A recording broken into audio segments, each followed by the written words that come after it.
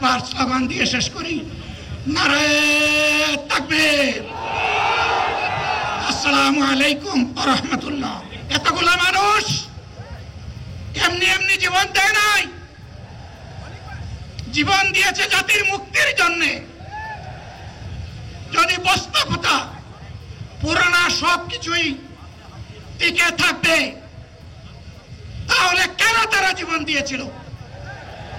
যারা ওই ব্যবস্থাপনায় বাংলাদেশকে আবার করতে চান, তাদেরকে আমরা বলি, জুলাই যুদ্ধ করে যারা জীবন দিয়েছে, আগে তাদের জীবনটা ফেরত এনে দেন। যদি শক্তি তাকে ফেরত এনে দেন, আপনারা পারবেন না। যেহেতু পারবেন না, কাজেই নতুন ব্যবস্থায় নতুন বাংলাদেশ গড়ে তোলা হবে ইনশাআল্লাহ।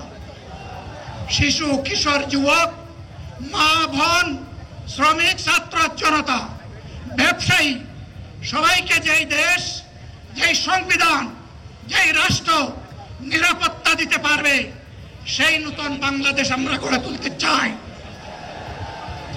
ভাইয়েরা, আমাকে সবাই চাপ দিচ্ছে, কেউ বলে ভাই শেষ করেন, কেউ বলে চাচা শেষ করেন। আমি তাদেরকে নিশ্চয়তা দিয়ে বলছি, আমার মত আমার আল্লাহ নির্ধারিত সময় থেকে 1 সেকেন্ড আগে হবে না, এবং হায়াত যা দিয়েছেন তার 1 সেকেন্ড আগেও আমি যাব না। অতএব মহান আল্লাহর কাছে আবারও তৌফিক চাই। আপনাদের কাছে যে কষ্ট হয়েছে, আপনারা, আমি তো এখানে শান্তিতে বসাছিলাম, আর চতুর্দিকে শুধু দৃষ্টি বুলাচ্ছিলাম। কি কষ্ট হচ্ছে আমার ভাইদের। প্রিয় ভাইরা, এই কষ্ট আল্লাহর জন্য। এই কষ্ট কার জন্য? ইনশাআল্লাহ আল্লাহ তাআলা আপনাদেরকে তার উপযুক্ত জাযা দুনিয়ায় দিবেন, আখিরাতে দিবেন। আপনাদের এই ত্যাগের বিনিময়ে নতুন বাংলাদেশ আমরা পেয়ে যাব। আসুন সেই নতুন বাংলাদেশের জন্য একবার স্লোগান দিয়ে শেষ করি, নারায়ে তাকবীর, আসসালামু আলাইকুম ওয়া রাহমাতুল্লাহ।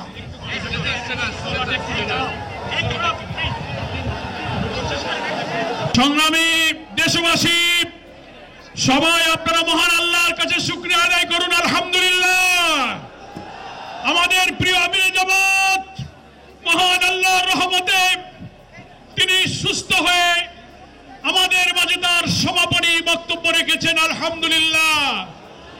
হয়তো প্রচন্ড গরমে অনেকেই যেমন অসুস্থ হয়েছেন, আমাদের আমিরে জামাত সাময়িক অসুস্থ হয়েছিলেন। মহান আল্লাহ তাআলা তাকে কথা বলার, সমাপ্তি ঘোষণা করার তৌফিক দান করেছেন। সবাই আপনারা নিরাপদে দলে দলে যেভাবে এসেছেন, নির্দেশনা অনুযায়ী আপনারা আল্লাহর নামে ধীরে ধীরে ফিরে যাবেন।